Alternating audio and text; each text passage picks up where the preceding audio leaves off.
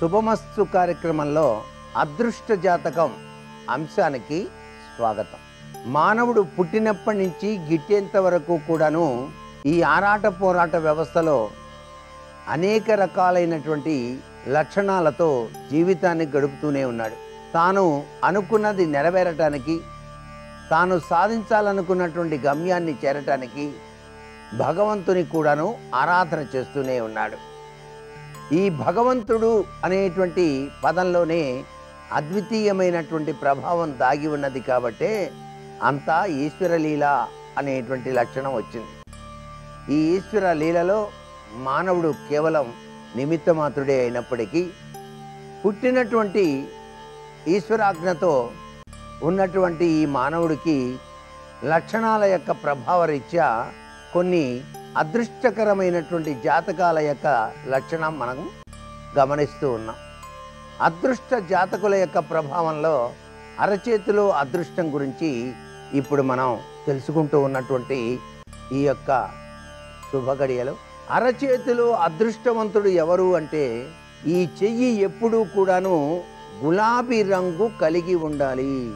గులాబీ రంగు కలిగినటువంటి హస్తం అమృత తుల్యవంతమైనది, అదృష్టకరమైన ప్రభావానికి నిదర్శనం అని శాస్త్రం చెబుతోంది.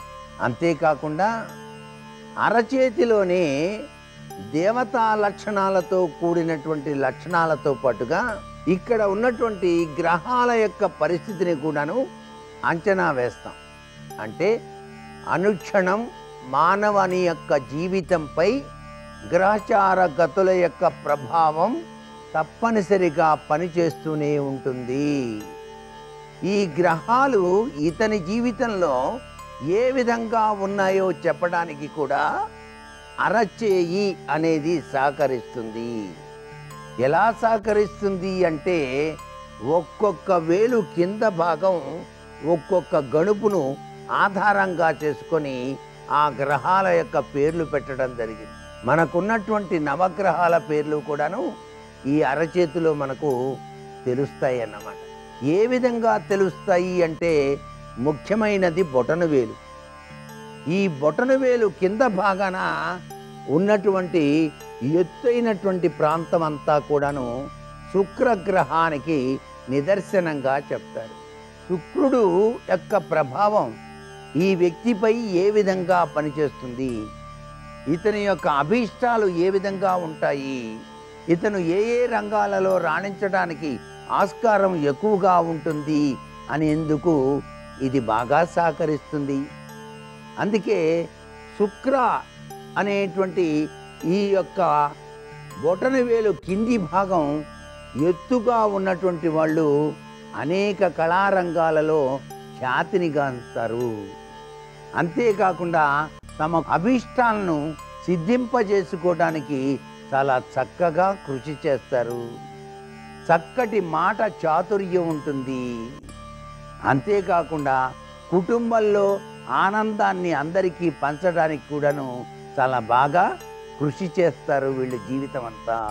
ఇక ఈ యొక్క బొటనవేలు కింది భాగాన గనక ఒక ఆకృతిలో కొన్ని గుర్తులు గనక ఉన్నట్లయితే, ఈ గుర్తుల్లో కూడా చాలా గొప్ప లక్షణాలు ఇచ్చేటువంటి గుర్తు బియ్యపు గింజ ఆకృతి కలిగిన గుర్తు ఒకటి, బాణపు గుర్తు ఒకటి, అలాగే మనకి నక్షత్రపు గుర్తు ఒకటి.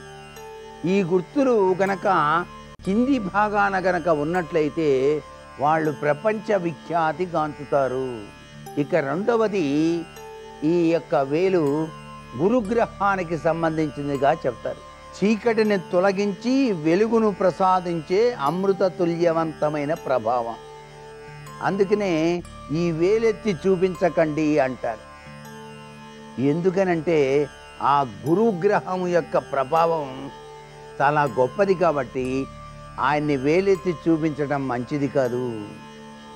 అలా వేలెత్తి చూపించినట్లయితే క్రౌర్య రక్షణం వస్తుంది, అహంకారం వస్తుంది.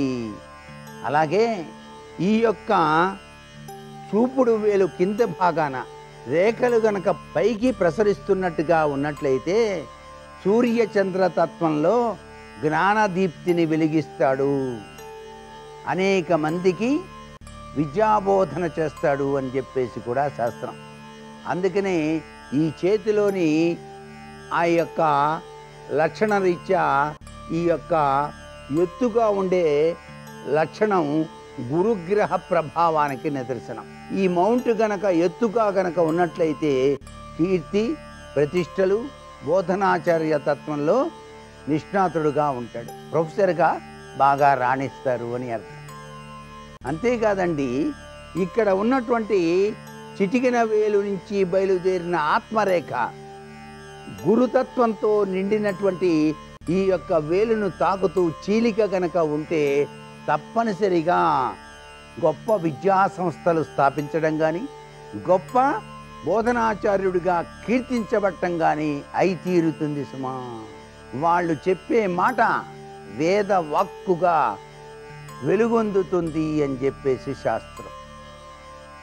అంతేకాదు, ఈ యొక్క గురువు యొక్క తత్వరీత్యా గనక ఈ గురువు యొక్క మౌంట్లో చతురస్రము కలిగినటువంటి గుర్తు గనక ఉంటే విశ్వఖ్యాతి చెందుతారు.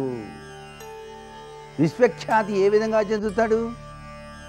తాను చేసిన గొప్ప కార్యాల వలన కానీ, తాను చెప్పేటువంటి అమృతతుల్యమైన వాక్కుల వలన కానీ, సినీ రంగము, టీవీ రంగము, కళారంగాలలో కూడాను అభ్యున్నతమైనటువంటి స్థితిని పొందుతారు.